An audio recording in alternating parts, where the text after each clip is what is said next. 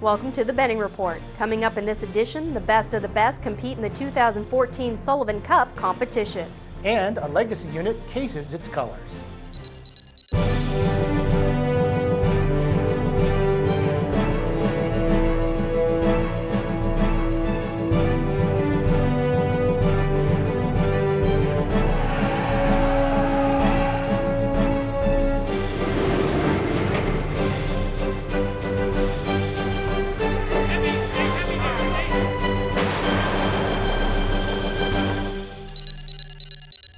Welcome to the Benning Report. I'm Melissa Bell. And I'm Nate Snook with the Fort Benning Public Affairs Office. Thanks for watching. The best Armor crewmen make their way to Fort Benning as they compete in the second Sullivan Cup competition. I caught up with them on day one to see the events and how these crewmen were stacking up. Incoming! Incoming!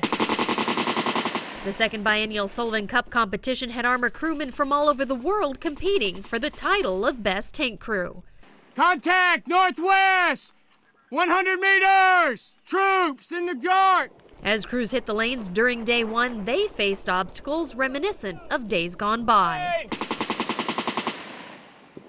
We pulled back some of the older books in the 1970s and 80s, so we pulled these tasks out, looked at them, and then looked at what we've done the last 12 years in Iraq and Afghanistan, and tried to kind of blend them in together to come up with the tasks that we came up with. In this competition, crews hoofed it out over 100 meters to secure and reload 16 rounds of ammunition to their ready racks inside their vehicles.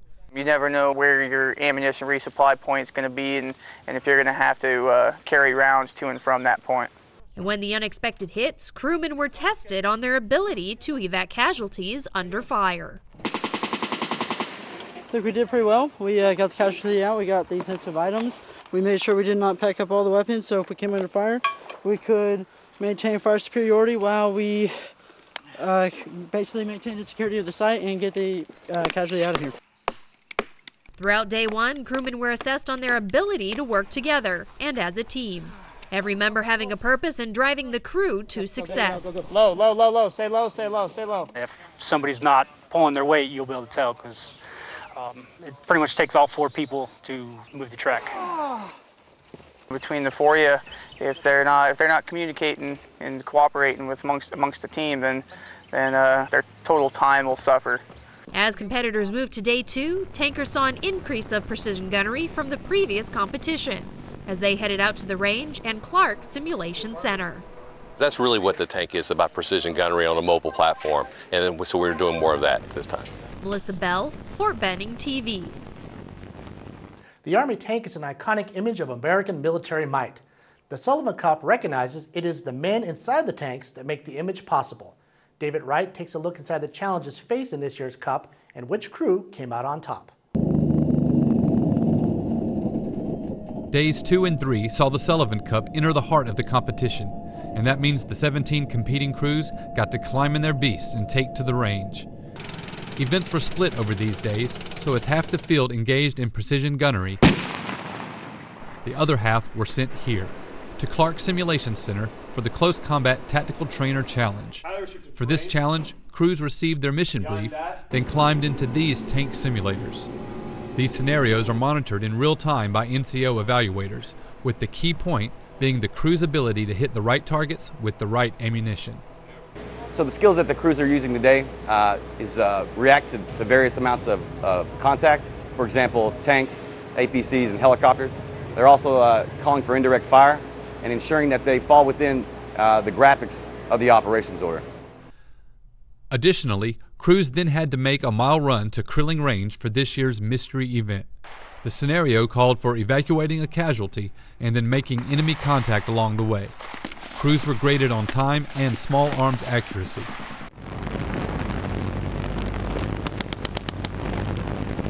Precision gunnery challenges ran day and night and represented over half of the total of available points in the competition. A successful run required adaptive decision-making and tight coordination within the crew. You talk about taking a 70-ton vehicle, moving across uneven terrain, engaging targets that are moving miles away and able to hit that target with a first shot kill the first time you engage it. It's an amazing feat, the best of the best for sure. After day 3, the top 4 crews then competed in a final shoot-off to determine the champion. In the end, the crew from the 2nd Battalion 69th Armor Team 3rd Infantry Division won the right to lift the 2014 trophy. It's incredible. It's a surreal feeling, to say the least, to be introduced in front of all those people, given all these awards. It's definitely a surreal feeling. The next Sullivan Cup will be in 2016, so until then, the 269 holds bragging rights as the best tank crew in the Army. David Wright, Fort Benning TV. A recent color casing saw the deactivation of a battalion with a history of more than 100 years of service. David Wright was on hand to witness this historic event. It is the end of an era. The 2nd Battalion 29th Infantry Division dates back to 1813 and saw action in the War of 1812. But with the Army in transition, its colors were cased in a discontinuation ceremony at York Field. The regiment first arrived to Camp Benning in 1919 and is credited with building much of Fort Benning, including Doughboy Stadium. They saw combat in both World Wars and Korea, then returned to Fort Benning in 1954. In recent years, the regiment has been involved in nearly every aspect of infantry training on Fort Benning, helping to provide the Army with trained soldiers and maneuver leaders. Battalion Commander Lieutenant Colonel Darren Jennings and Command Sergeant Major Curtis Arnold were recognized for their excellence in accomplishing the mission in which they took great pride. The main thing I want everyone to take away from today's event is that the organization may go away, but its functions remain. And so we'll continue to produce snipers, mortarmen, and our organization will remain. After Brigade Commander Colonel Davidson reviewed the troops, the colors were lowered for the last time. The regiment was deactivated once before in October 1946, but was reactivated in Okinawa less than 3 years later. It remains to be seen if or where it will be reactivated again. You know, we're still a nation at war, we're still an army at war, and to know that every soldier that we trained would leave Fort Benning, go to his unit, and then soon deploy to Afghanistan, and then he or she would be successful based off the training that we gave them, that's a very rewarding feeling. Lieutenant Colonel Denning says he loves Fort Benning because of the leadership and community and looks forward to coming back. David Wright, Fort Benning TV. Coming up next, Warrior athletic trainers take on IBOLC.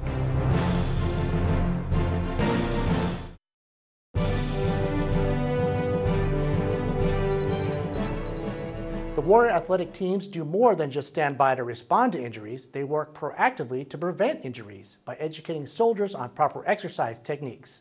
David Wright takes a look. Next rank, go. We have seen the Warrior athletic training team treating injuries in basic training and at the combative school, but they are also in the business of preventing injuries. Today, athletic trainers Dustin Anderson and Brittany Bergens are working with these pre-infantry basic officer leader students and pre-ranger school students on dynamic warm-ups and running gaits. Dynamic warm-ups include a series of exercises designed to condition the body to physically stressful environments. One objective with teaching dynamic warm-ups is to equip cadre with techniques that can be incorporated into their regular instruction, but it also allows the soldiers to be observed and assessed by athletic training professionals. We're looking to see if they have any problems with balance or coordination. If they are, it's fine, but it's a good key for them to know that they need to work on that for injury prevention. First slide post and back. Go ahead. The WAT team then takes the time to assess the running gaits of these students and to educate them on proper technique. Toe runner, you see that? Yeah. You can't hear him land at all. How a soldier positions his or her hands, shoulders, and torso, as well as a proper heel strike, are all vital when looking to avoid injury. When you have proper biomechanics, you aren't wasting as much energy. When you don't waste as much energy, you use your muscles and your body correctly, and that leads to overuse injuries, which is mainly what we see with running. Some of these students are about to begin IBOLC, and others are soon leaving for Ranger School. Watt understands the benefits of working with these soldiers early so that problem areas can be identified quickly. We try to have soldiers go over the proper running mechanics at the very beginning of their class. That way they can use these tips throughout the entire class, as well as in the future when they have platoons of their own, they can teach their soldiers these techniques as well. Good. Educating soldiers on injury prevention by teaching best practices for physical training is just one of the benefits the Warrior Athletic Training Program grants the Army. David Wright, Fort Benning TV. As we finish our series on Ranger School's grueling first week, we've seen everything from the water confidence assessment to the basic knife fighting techniques. Here's a wrap-up of Rap Week. Ranger! Ranger School is the first step to becoming an operational ranger. Let's go execute. If you can't earn the tab, you won't make selection. Let's go, Rangers! Let's go! Over half the students who believe they have what it takes to be a ranger won't make the cut. And most cuts will occur within the first week, known as Rap Week. The Ranger Assessment Phase. When their units are sending some of their very best soldiers and 50 to 60% graduate, that gives you a good insight into how difficult the course is. Ranger School starts out with what seems like a simple PT test. Now you will enter the pit and you'll assume sit-up position. Move. But for soldiers in Ranger School, nothing's easy. Get set! Begin! This physical assessment has the highest attrition rate out of any event in this school. We had 306 Rangers come in and start the RPA in the morning. 76 of those Rangers failed by not meeting the correct standards. Once the RPA is complete, then those Rangers will be released from the course. Officer Joe 3, go. Ranger School is designed to assess and develop the necessary skills each soldier will need to engage in close combat and direct fire battles. The primary mission of a Ranger. From the shoulder down to the hip. Roger.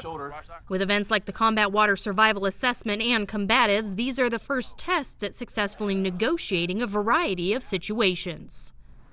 It's pretty tough. Mentally, it's really tough. Physically, after a while, your body's just so broke down that it's a matter of walking. But mentally, you definitely got to be able to get in your head and just keep on going and keep on pushing. If you can't mentally prepare yourself, there's no way you'll make it through this school. As a Ranger, teamwork is at the heart of operations. Rangers must be able to trust their fellow teammate with their life. And so any Ranger who isn't putting out max effort is noticed by the instructors and by their peers.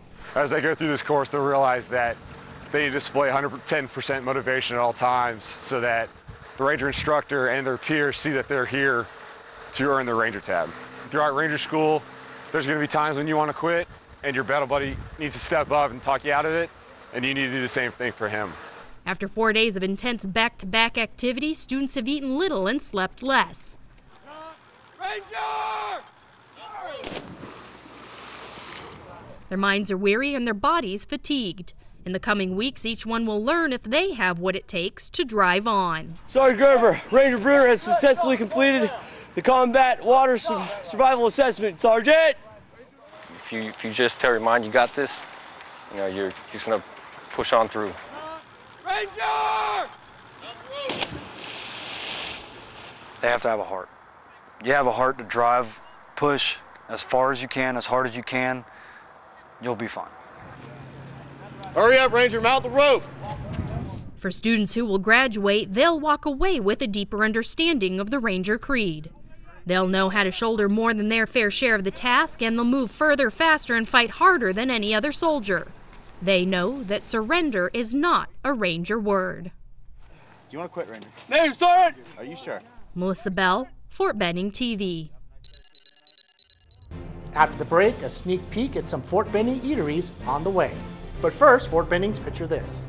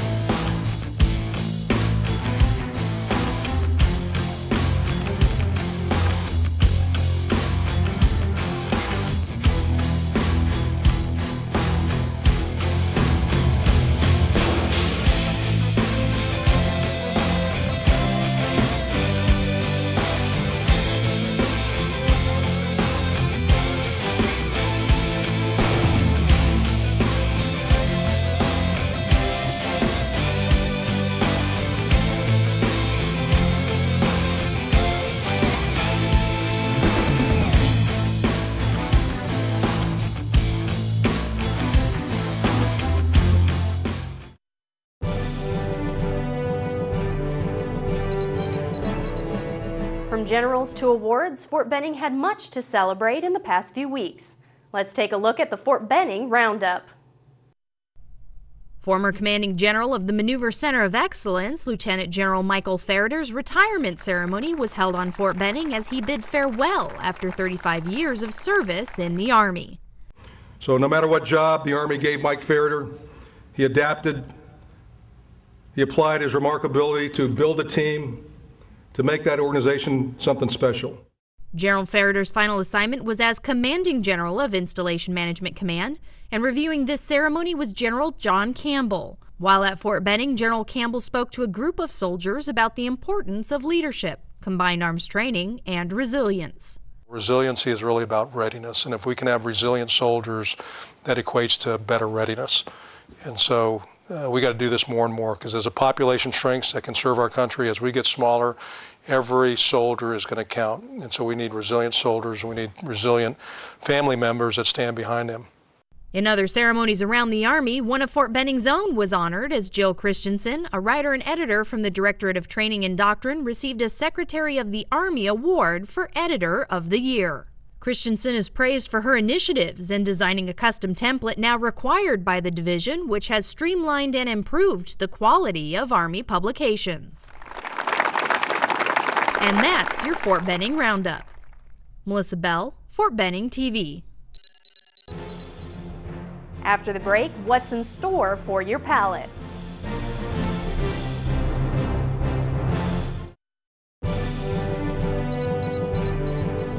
The summer heat is nearly upon us, so get out those fishing poles, tents, binoculars, and hiking boots and head out to the many Fort Benning pond and park areas available just for you. Nicole Randall shows us some of Fort Benning's hidden treasures. In the hustle and bustle of what the world is today, with the cell phones and computers, it's nice to get out to the relaxing tranquility of just you and the water.